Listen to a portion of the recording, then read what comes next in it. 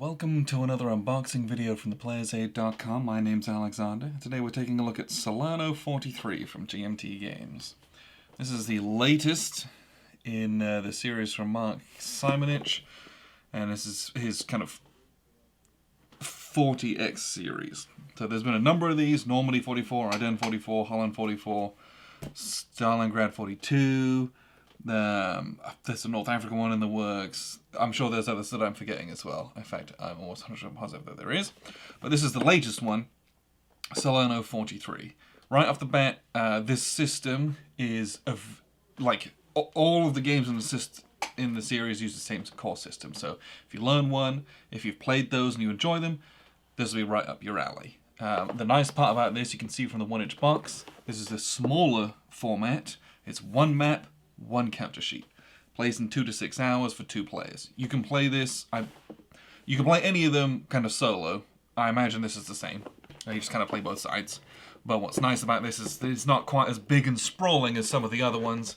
And as such, a little bit easier to get into and might be a good place to start with a newer player. So not overwhelmed with having to commit 3 days worth of gaming to it. You can just kind of whip this out, play it in a day, and you're done. So, Salerno 43. We have a single dice in a tiny bag. And then we'll dive right on in. We have the rulebook. And so the rules, again, are fairly standard for these. And you'll hear this series referred to as the ZOC system, which refers to the zones of control, or ZOCs, or ZOCs. And in this one, you have bonds between spaced units, if they're within certain spacing, that their zones of control overlap, and as such you create impassable barriers. So this system's really good. In fact, I think they just displayed it right here. Right here, there's these kind of impassable spaces between units, so that helps to keep the counter density down. And also, you know, if you encircle people and you force them to retreat, they're eliminated, as they basically just don't have anywhere safe to retreat through. So your positioning becomes very important, and how you execute your operations are very careful when you position things. And I think it's a really, really cool set of rules and a really nice feature of the system that kind of stands out with the emphasis placed upon those. So the real rules end on page 22, and then we start getting into optional rules, and then you've got different scenarios and campaign setups. But, you know, it's a 4 to 6 hour game. Again, it's not a big game, so you could play this one very, very easily if you just kind of carved out a Saturday to do it. So we've got the map. Let's open this up. Again, it's one map. Oh, and it's not even a full map. How about that? This is... oh gosh. Is it 22 by 22? I don't know it doesn't say offhand. This might be a square. I can't tell if I'm a moron or not. Normally it's 22 by 34, so you'd have an extra panel here. So this is what we're looking at here, it looks like. So that's, you know, I'm pretty happy with how this is. It's a little bit smaller than that. So, hex encounter map over here of the western coast part of Italy. Again, we're playing a 43, so we're going to do the Salerno landings, and then you're trying to race everyone.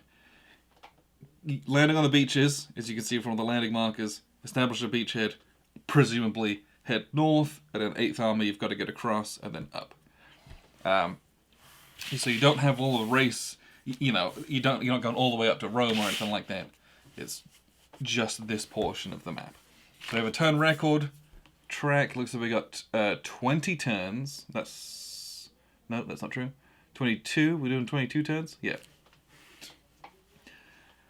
And you have on here as well, I presume, but I'm not sure, these are replacement points that you've got here. So on this day you get 1 German armor reinforcement, or replacement. On this one you'll get a Commonwealth and a US infantry replacement. I believe that's what those are. General records, tracks, eliminated boxes, floating reserves. And then looks like we got some air power and weather stuff over here as well, which is pretty cute. But that's it. That's the map, which is nice. So then we have a couple of cards here. So we have our campaign game and avalanche scenario start and reinforcement schedules.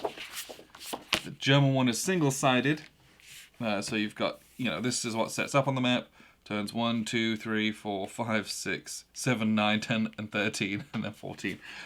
The reinforcements dry up very quickly. So you really have to hold with what you've got in some of the reinforcements, and then probably at some point you just have to kind of retreat to a northern defensive line. As opposed to the Allied forces, where you have starts, follow-up wave, and then this floating reserve. You'll have all of these sat here, ready to come on in subsequent turns, and then you've got regular reinforcements going up till turn 22. Let's see. Oh, this is optional start. I didn't see that. This is the regular campaign one. So again, all of this stuff starts here. Follow-up waves, floating reserve. Very similar, just different, similar concept at least, but just different composition of units. So those, again, you just put the stuff out, have them on a sled over here. Doesn't take up too much table space. Really easy to get into. And then we have 2 identical bifold play aid cards. So you've got your combat results table. It's kind of what you would expect. Combat odds ratio based on attack and defense. Roll a d6, cross-reference. That's what you're going to get. And then we have some determined defense table. This is also something that's kind of a hallmark of this series. You can opt to take more losses instead of retreating. Which you got to be very careful with when you do that, because you have to be able to do a good delaying action with it and for it to mean something. Otherwise, you're basically just sacrificing your extremely limited units. But it's something that you always have to kind of consider in certain parts of the game. Sequence of play, little breakdown of the different NATO symbols that are used in the game. And then airborne and invasion CRT rolls as well. Terrain effects chart, and then a couple extra marker explanations. These are excellent play aids, is what I would tell you. And that's identical, so one player can have one each. Or if you're playing solo, you just have them set out on the board like this. And you can look at everything all at one go. And the last thing that we've got in the box is a single sheet of counters. And you could tell from those counter reinforcement and setup sleds, not a whole lot of units in this game. Think about, this is where all they're going, a couple of holding boxes. So it's not, you don't have this sprawling huge map, you gotta have all the units. German units, some NATO symbols, and armor units have a picture of things on them. So we have some self-propelled guns, assault guns on there. Are we getting this in focus? Let's make sure that we are. I think we are good, hopefully that's the case.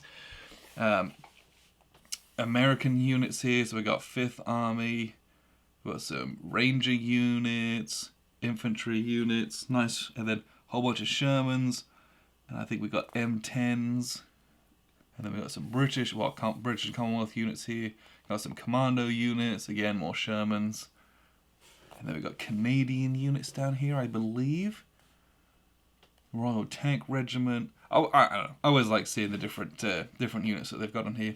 Out of supply markers, control markers, and a couple other admin markers down here as well. Some of the units are dual-sided. Some of them have a reduced side on them. Some of them are one-step units, and so they have nothing on the back of them. You see a lot of blanks here as well. But that's what you get on this. This is nice thick grey core counters, kind of what you would expect from GMT. But basically you get that in this 1-inch box. If you put all of this in a counter tray, everything will still fit in the 1-inch box. Or this is probably 1.5 inches, now that I've said that. But like the Dark Summer that I have from Ted Racer, also in a 1.5-inch box, also one counter tray with one map. All fits in. This will do exactly the same. So I really appreciate that they've got an appropriately sized box, but you get like a nice meaty yet one-session game in it. The rule set's really good. It comes very highly recommended from me, having not played this, but having played others in the system. The system is excellent, so I do have very high expectations for this, and it looks like it will be a good kind of stepping off point for people if they haven't played any of these. People ask us all the time, what's your first introductory war game? If you want to jump into something that's a bit more beefier, this is probably going to be a good place to start. So, this is Salerno 43 from GMT Games, and I appreciate you very much for tuning in. I've been Alexander from theplayersaid.com.